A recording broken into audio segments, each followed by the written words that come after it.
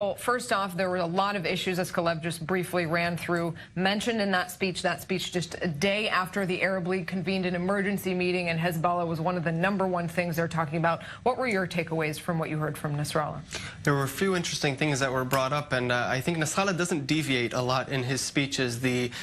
content may change somewhat, but the tone and the demeanor and really the kind of package that he delivers in is often very, very similar, and that in and of itself is very indicative, I think, if we're analyzing it. But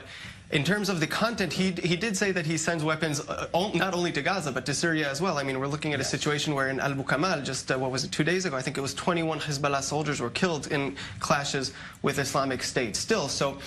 if we're assuming that he is sending arms to Gaza and to Syria, and that they're merely not speaking about the Hezbollah presence in Iraq, I'm not sure why it's not safe to assume that some of these Saudi allegations have some merit to them, that indeed there is a Hezbollah presence in more countries than those as well. But one thing that I would like to underpin in the speech is the craftsmanship and how the Iranian and Hezbollah narrative